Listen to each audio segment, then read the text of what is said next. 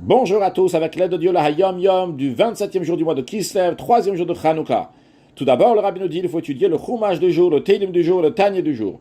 Puis, le Rabbi va nous dire quelques différences entre la première arrestation du Admour Hazaken et la deuxième arrestation du Admour Hazaken. On rappelle que l'Admour Hazaken, c'est Rabbi Shimon Zalman, le fondateur de la Chassidut Chabad. Il a été arrêté pour la première fois en 5559, qui correspond à 1798, à cause d'une dénonciation des adversaires de la Chassidut, qui ont dit qu'il ramasse de l'argent et qu'il envoie en terre d'Israël, qu'il veut devenir le roi du peuple juif.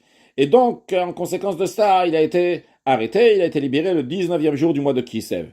Une deuxième fois, l'Admour Hazaken a été arrêté 2 ans plus tard, en 5561, qui correspond à 1800. Et l'Admour Hazaken a été arrêté cette fois-ci, pas à cause de lui-même, à sa personnalité, mais à cause de ses enseignements de la philosophie chassidique. Eh bien, le Hayom Yom nous dit qu'il y avait une différence entre ces deux arrestations.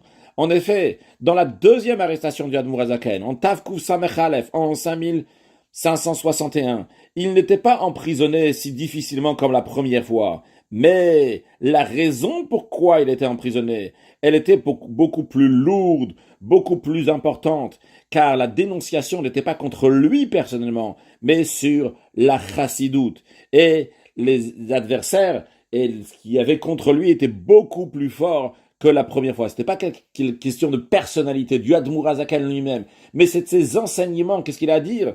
Et d'ailleurs, comme le Tzemar Tzedek, le petit-fils du Tzemar Tzedek, raconte que son grand-père, le Admour Hazaken, a dit que la première fois, quand il est parti en prison, il n'avait pas peur, c'était quelque chose personnel contre lui. Quoi qu'il arrive, de toute façon, avec les 30 ans qu'il a déjà travaillé, œuvré, il a plein de chassidim et des gens qui pourront continuer la chassidoute. Mais la deuxième fois, ils n'avaient pas encore interdit concrètement d'étudier la chassidoute, mais il y avait un risque. En effet, finalement, il a été libéré, mais il y avait un risque sur la chassidoute elle-même, et de cela, il avait beaucoup plus peur.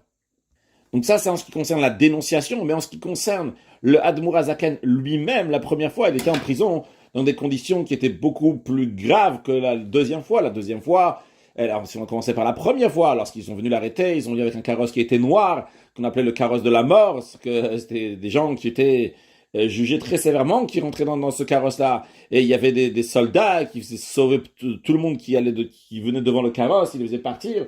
Dans tous les cas, il y avait une très très grande peur. La deuxième fois, par contre, ils sont venus et ils lui ont dit quand est-ce qu'il voudra y aller et qu'on lui demandera des questions, comme on va juste demander des questions.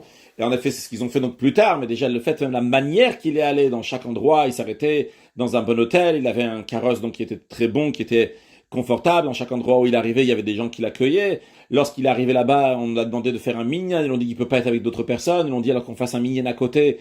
Et ils vont faire des trous dans le mur pour qu'il puisse écouter le minyan. Et tout de suite, ça a été fait. Donc il a été beaucoup plus respecté la deuxième fois.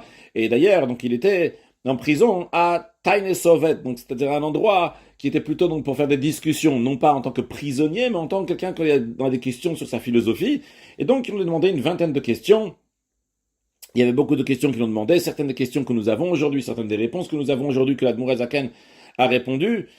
Finalement, de cela aussi, il est sorti en liberté. Donc finalement, de ça aussi, donc il y a eu un Dida Natsar, une réussite donc pour le Chassidim, une victoire pour le Chassidim, une victoire pour la Chassidoute. Le jour qu'il est sorti, c'était le 3e jour de Hanouka. Juste à noter qu'ailleurs, dans certains endroits de Chassidim, endroits que le Rabbi écrit, c'était le 5e jour de Hanouka.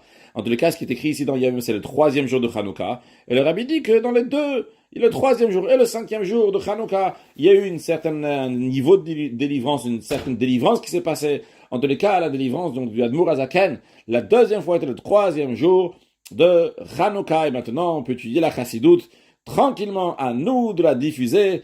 Et par cela, que Mashiach il va venir, comme on sait que le Baal Shem Tov, il a demandé au Mashiach quand est-ce que tu vas venir. Le Mashiach lui a répondu